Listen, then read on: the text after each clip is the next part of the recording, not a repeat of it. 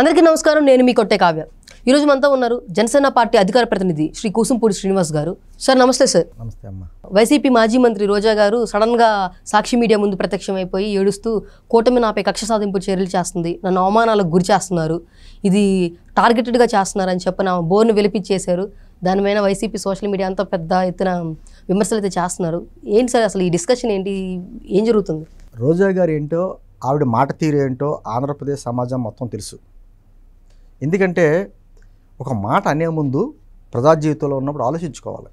ఈ మాట ఎంత ప్రభావం చూపిస్తుంది, దీని పర్యవసనాలు ఎలా ఉంటాయి అనేది ఆలోచించుకోవాలి. అందులో ఆవిడ మహిళ, మాజీ మంత్రి, బాధ్యత కలిగినట్టు ఒక ఎమ్మెల్యేగా కూడా చేసింది కదా. 10 ఏళ్ళు ఎమ్మెల్యేగా చేసింది, మంత్రిగా చేసింది, అన్ని రకాల బాధ్యతలు చేసింది. అంతకుముందు తెలుగుదేశం పార్టీలో ఉంది, రకరకాల విమర్శలు అప్పట్లో రాజశేఖర రెడ్డి గారి మీద చేసింది.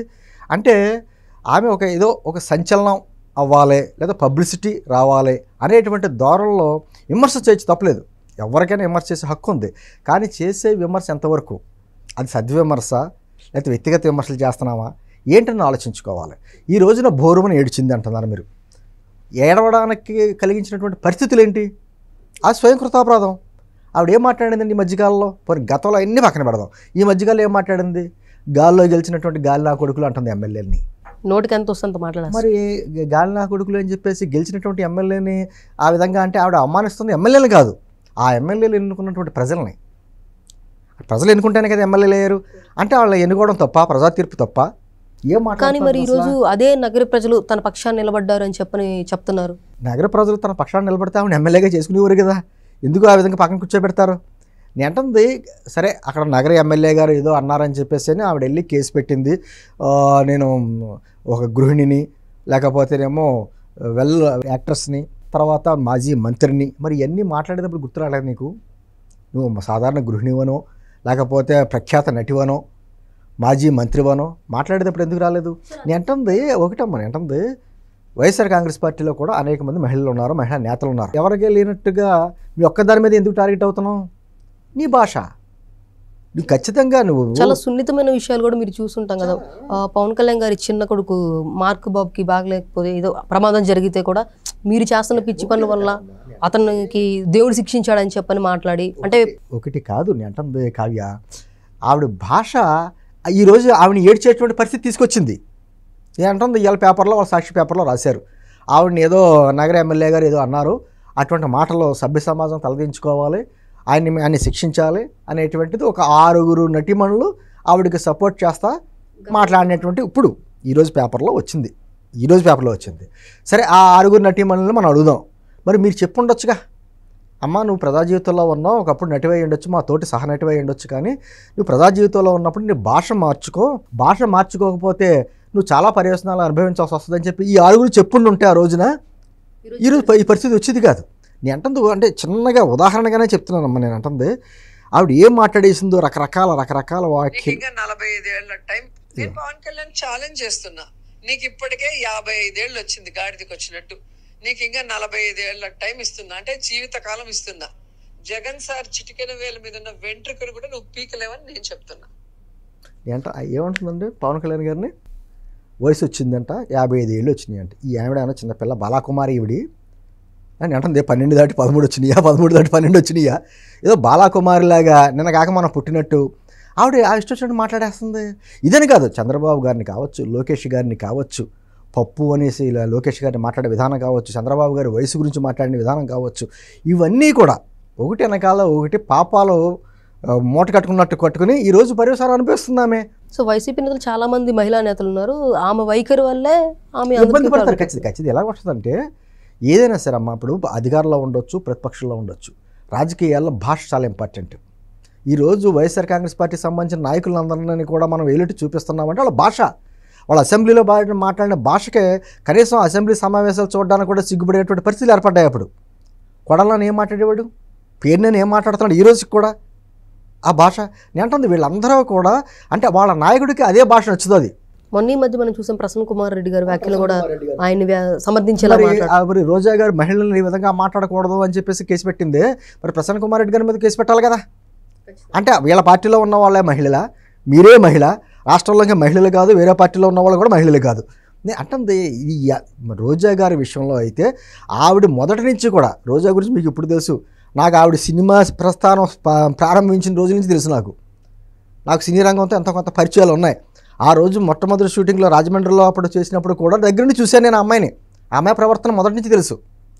సరే అప్పుడు అమ్మాయి అనుకోండి, ఇప్పుడు ఆంటీ గారు అయ్యారనుకోండి, అది వేరే విషయం. నేను అంటుంది కానీ అప్పటి నుంచి ఇప్పటికీ ఆవిడ మాట్లాడిన భాష అంటే నన్ను అంటే ప్రచారంలో ఉండాలి, రోజు ప్రచారంలో ఉండాలి. నేను అంటుంది ఇన్ని మాట్లాడుతున్నావు కదా, నీ హయాంలో నీ మంత్రిగా ఉన్నప్పుడు ఆడుదాం ఆంధ్రలో స్కామ్ గురించి ఒకసారి మాట్లాడు. 140 కోట్లు స్కామ్ అని చెప్పేసి అంటున్నారు, కానీ దాదాపు 400 కోట్లు స్కామ్ అని ఆ మినిస్టర్ గారు మనం చెప్తున్నాడు. మరి స్కామ్ జరిగినప్పుడు మీ ప్రభుత్వంలో ఉన్నారు కదా, చర్యలు తీసుకుని వాళ్ళని అరెస్ట్ చేసే విధంగా అడుగులు వేయచ్చు కదా అని చెప్పని అంటున్నారు సార్. ఇప్పుడు విచారణ జరుగుతుందమ్మా, ఖచ్చితంగా ఒకరి తర్వాత ఒక లైన్ పెడుతున్నారు. ఓకే, ఖచ్చితంగా ఎవరు అంటే ఒకే రోజు అన్నీ అయిపో, ఒకటి వెనకాల ఒకటి జరుగుతుంది. ఇలాగే అన్నారు మొత్తం. మొన్న వంశీ గారిని దమ్ముంటే అరెస్ట్ అన్నాడు వంశీ. ఏమేడు ఎక్కడున్నాడు వంశీ? పిన్నెల రామకృష్ణ అలాగే అన్నాడు. ఎక్కడున్నాడు? దాక్కున్నాడు. ఎలా అయ్యాడు? చెవిరెడ్డి భాస్కర్ రెడ్డి ఏమైనా పరిస్థితి ఏంటి? ఇలా మిథున్ రెడ్డి పరిస్థితి ఏంటి? ఇలా ప్రగల్భాలు పలికిన వాళ్ళు అందరూ కూడా రేపు అవినాష్ రెడ్డి పరిస్థితి కూడా అదేనా? అంతే. అవినాష్ రెడ్డి కావచ్చు, పేరు నాని కావచ్చు, కొడాల నాని కావచ్చు, కాకినాడ ఎమ్మెల్యే ద్వారంపూడి చంద్రశేఖర్ రెడ్డి కావచ్చు, అందరూ చాలా మంది ఉన్నారమ్మా. సీరియల్ పెద్ద లైన్గా ఉన్నారు, ఒకరి తర్వాత ఒకరు వెళ్తారు. నేనేమంటున్నానంటే ఈ రోజున రోజా గారు వెళ్ళి కేసు పెట్టింది, నిన్న కేసు పెట్టి మాట్లాడింది. నేను రాజకీయ విమర్శలు చేశాను అంటుంది ఆమె. రాజకీయ విమర్శలు అంటే ఇలాగా ఆయన గెలిచిన ఎమ్మెల్యేని గాలినా కొడుకులని తిడతామా? అది రాజకీయ విమర్శ అవుద్దా? నీకు ఏమన్నా నిజంగా నగర ప్రజల మీద అభిమానం ఉంటే నగరంలో జరుగుతున్నటువంటి డెవలప్మెంట్ నువ్వేనా చేసి, నువ్వు చేసిన డెవలప్మెంట్కి ఇప్పుడున్న ఎమ్మెల్యేలను అడ్డుపడతా ఉంటే విమర్శించు, ప్రజల తరపున నిలబడు. ఎర్రమట్టి దిబ్బలను ఖాళీ అయిపోయినాయి అంటే తను చేసినటువంటి అభివృద్ధిని ఇప్పుడున్న ఎమ్మెల్యే గారు అడ్డుపడితే నగర ప్రజల తరపున నిలబడి పోరాటం చేయి. అప్పుడు నిన్ను రాజకీయం అంటారు, రాజకీయ విమర్శలు చేయి. నీ ఇష్టం వచ్చినట్టు మాట్లాడితే అంటే ఈ మధ్యకాలం ఒక ఫ్యాషన్ అయిపోయింది కావ్య. ఏమంటే నోటికి వచ్చినట్టు వాగేయడం, ఆ కుల వెనకాలో మతం వెనకాలో లేకపోతే ఈ మహిళ అనేటువంటి ఈ గోళ్ళ వెనకాల దాక్కోవడం ఎలా ఊరుకుంటుంది? రాజ్యాంగం కులాల వారిగా, మతాల వారిగా, లింగ భేదాల వారిగా రాయలా, అందరికీ సమానంగా రాసింది.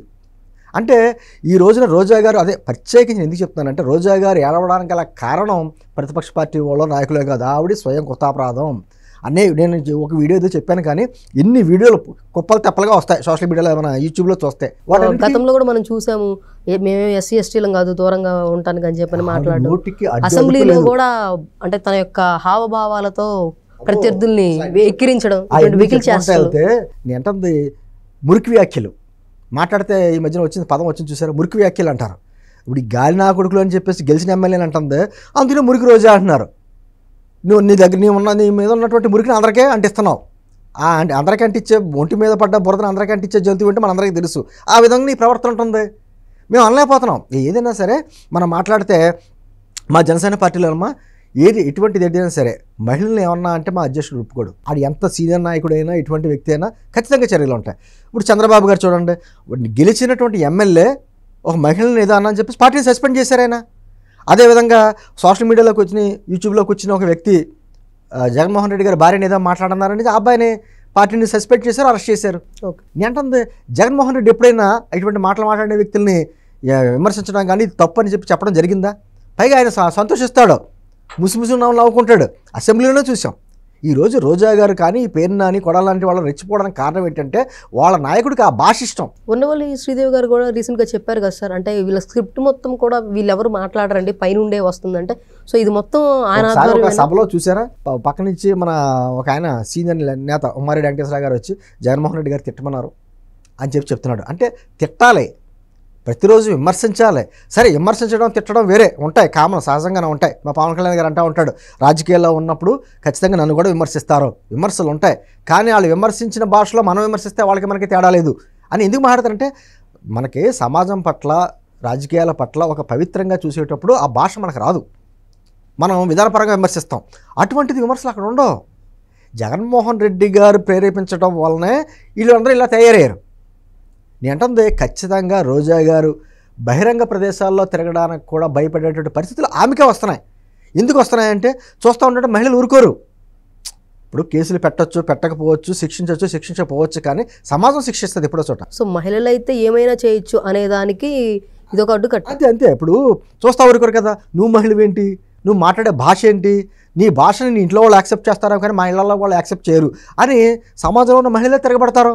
నువ్వు అసలు బయట రావద్దని తిరగబడతారు. ఆవిడ ఏంటంటే ఆవిడ నటిగా ఉండొచ్చు, సహజంగా అందరూ గృహిణులే, అందరికీ పిల్లలు ఉంటారు, అందరూ గృహిణులే ఉంటారు, ఎవరి వృత్తి వాళ్ళు చేసుకుంటారు.